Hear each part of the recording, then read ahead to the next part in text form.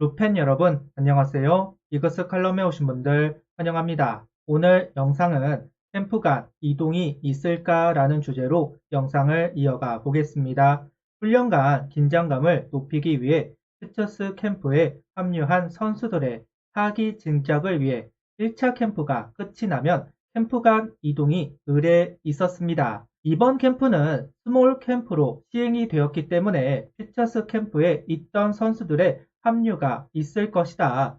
과연 어느 선수가 1군 캠프에 합류하게 될까요? 개인적인 의견을 이야기해 보겠습니다. 영상 이어갑니다. 호주와의 연습 경기 두 경기 모두 승리로 장식한 한화입니다. 최은호 감독은 2차전을 마치고 김인환 선수 홈런 포함 2안타를 쳤고 정은원, 문현비 선수도 2안타를 쳤는데 생각했던 것보다 타격감을 잘 끌어올리고 있는 게 고무적이다. 투수 김기중, 김서현 등 3자 범퇴 이닝으로 막아주면서 좋은 구위를 보여주었다는 이야기와 함께 자체 평가전으로 실전 감각을 점검하는 데 이어 호주와의 평가전을 통해 자신감까지 충전했다.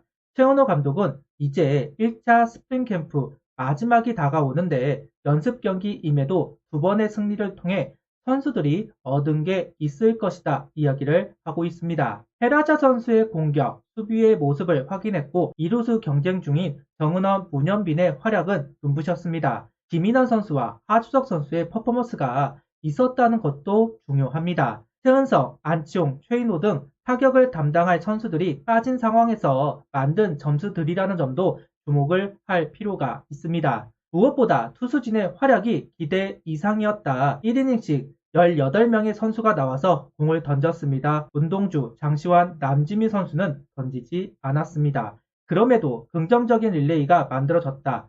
무엇보다 투수진의 카드가 만들어졌다는 것이 고무적인 호주와의 연습 경기입니다. 이제 하나는 1차 캠프를 마무리하고 20일 잠시 입국을 했다가 21일 곧바로 오키나와로 이동을 합니다. 24일까지 훈련과 청백전이 이어지게 될 겁니다. 이후 25일 한신전을 시작으로 KBO 팀들과의 연습 경기가 있습니다. 개막이 앞당겨졌기 때문에 연습 경기의 중요성이 높아졌는데요. 아무리 시범 경기가 있다고 하더라도 선발 투수들의 투구수를 끌어올리기에는 턱없이 부족한 시간입니다. 오키나와 연습 경기부터 선발들은 투구수를 끌어올리는 데 집중을 할 겁니다. 야수의 포지션 경쟁도 본격적으로 시작하게 됩니다. 그리고 이제 피처스 캠프에 있던 선수들도 합류를 해서 긴장감을 높이게 될 겁니다. 앞서 이야기한 대로 이번 스프링 캠프는 스몰 캠프입니다. 최은호 감독은 많으면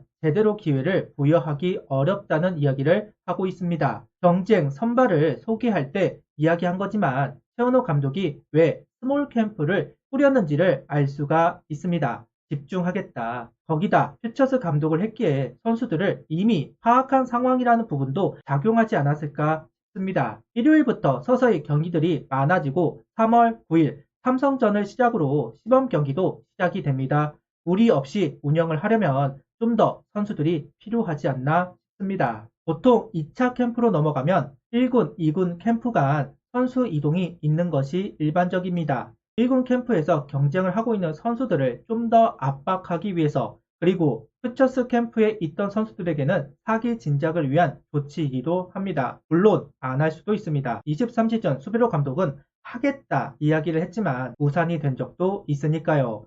이번에도 이동이 없을 수도 있습니다. 전적으로 감독의 선택이고 운영이니까요. 그래도 이번 영상은 이동을 한다는 전제하에 영상을 이어갑니다. 이번 캠프 명단을 보면 유독 외야수들의 수가 적습니다. 한 포지션당 2명꼴입니다. 적은 편입니다.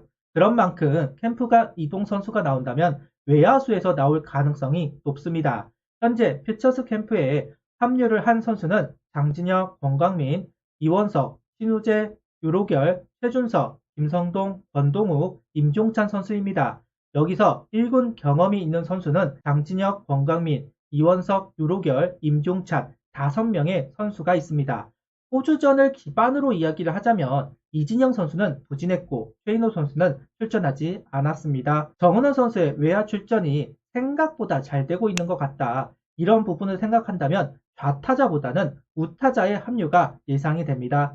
단 임종찬 선수는 군 제대를 한 상황이라서 현 상태를 보고 싶어 하지 않을까 싶기도 한데요. 그래서 외야 쪽에서 합류를 한다면 이원석, 유로결, 그리고 임종찬 세 선수가 유력해 보이기는 합니다. 조한민 선수까지 해서 안 터지는 툴가이들입니다. 하지만 터지면 판도를 바꿔버릴 수도 있는 선수들이기도 합니다. 5강을 가기 위해서는 기존에 전력화가 되지 않았던 선수가 갑툭튀 해야 합니다.